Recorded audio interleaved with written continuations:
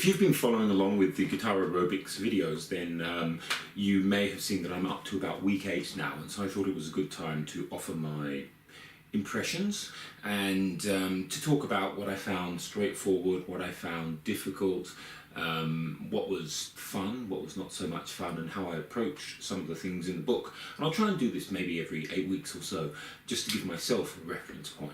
I don't imagine that anyone's really watching these videos, but if you are, hey there. So, generally speaking, the structure of the book has 7 exercises. I've been doing each exercise, or one exercise a day. It takes about 15 minutes, and then I video it. Actually, the videoing takes another 15 minutes or so, but that's fine. It's not a lot, you know, and then I edit it at the end of the week, which takes an hour or something, and I've got my video done. What I have found is that there's a huge difference, there's a huge disparity between some of the exercises. A lot of them are really, really simple, especially in the first weeks. You know, you've got a lot of stuff here which is, you know, I mean, that's not hard even, you know. It's not hard at the tempo they give you, or even beyond the tempo they give you. That's not really difficult. And there's a lot of stuff based on the A minor pentatonic, you know, which is good to practice, but it's not so challenging. And that's fine, because every Friday is the sweeping, and the sweeping is hard. And so the first sweeping exercise was based around a G major scale, and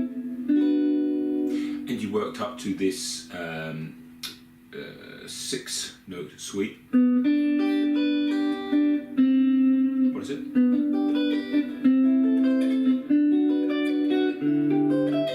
And so on.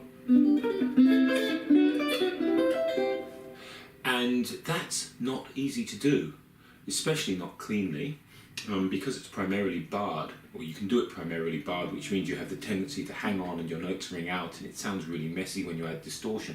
So I've needed to experiment with rolling my fingers,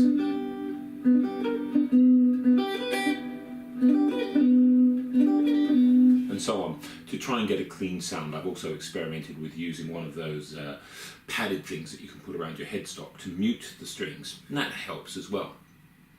Originally, you know, a lot of people say, oh, you shouldn't do that, that's cheating and so on, but I'm 48 years old, I'm never going to be Steve Vai, I'm never going to be Guthrie Govan, so if I can cheat to get a clean sound out of a guitar, sue me. Aside from that, that sweeping was hard. When we got to week 8, it got harder still, because instead of the one based on G major, it moved to one based on D major, I think, week 8, is that right? Yeah, D major. So suddenly we were playing...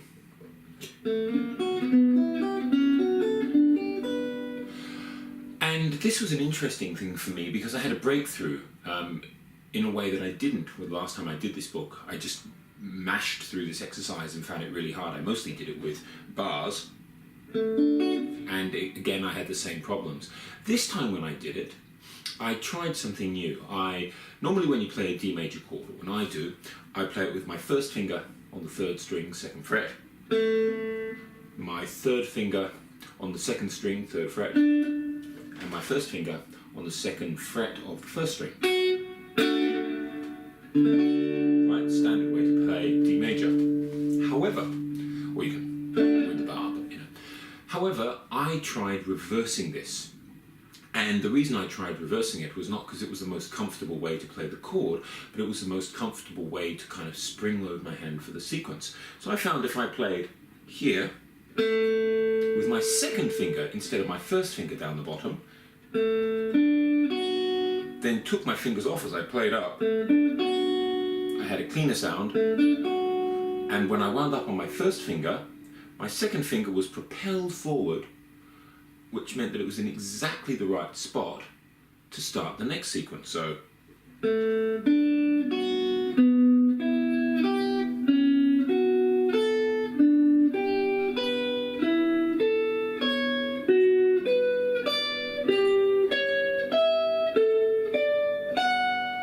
So my fingers did a bunch of the work for me, sort of shooting my hand up the fingerboard.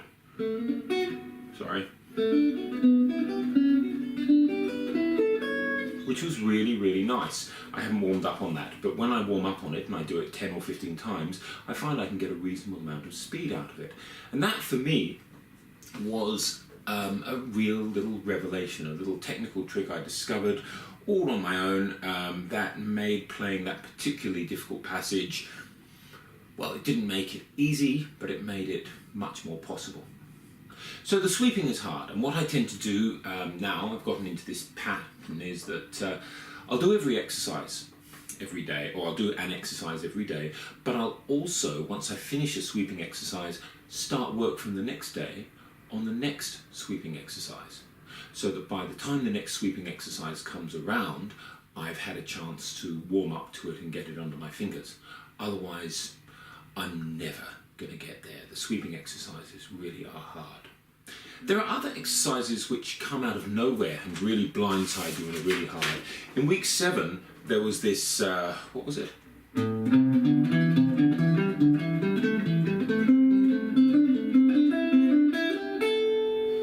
And that's not a particularly hard pattern, but when you're doing it at 120 beats per minute, it's really tricky.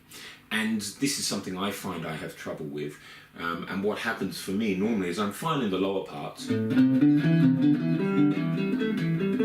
but somewhere between the 4th and 3rd strings of the guitar, it's like I switch to playing a different instrument almost, and there's that moment of transition which gets me out. And when I'm playing at 120, it really, you know, I fall off the horse there.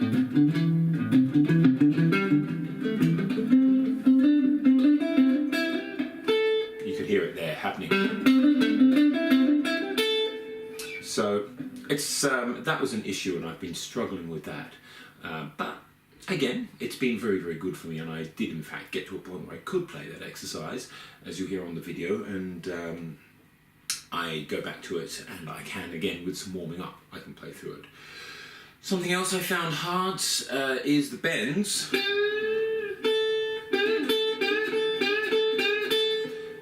Because getting them in tune is often very difficult. Sometimes you're going to reference points, so you're going to this note from here. And getting that in tune is really difficult, especially if you use different guitars with different string gauges, scale lengths and so on, because the bend point is different on every guitar.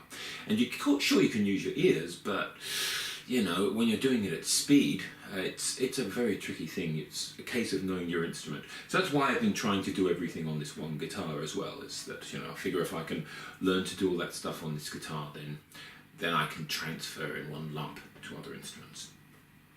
So the bends are very, very difficult, I find. Holding them is hard, and there's a difference between note bends which are to a specific pitch, like, and smears, which are these kind of quarter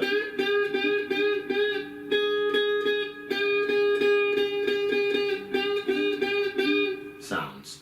And so when you have an exercise like I did in week 7, where those are combined, where you've got the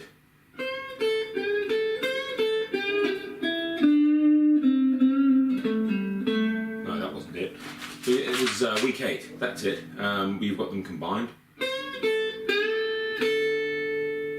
Right, so you've got this smear, and then you've got to get the pitch. Doing that well is really, really hard because you need a very light here, and you need a really heavy to get that bend.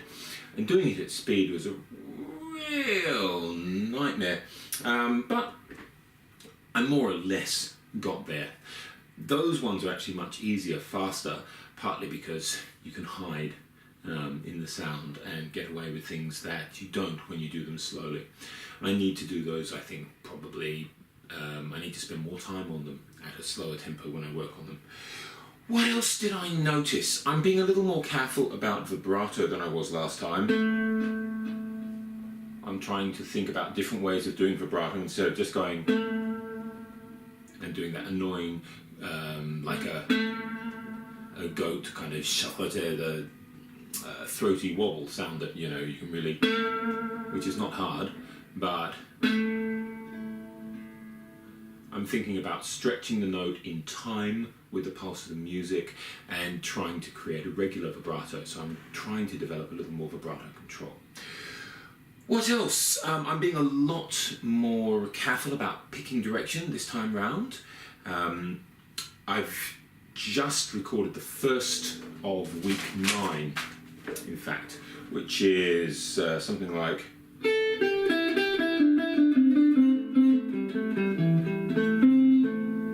And you'll notice that it begins with this.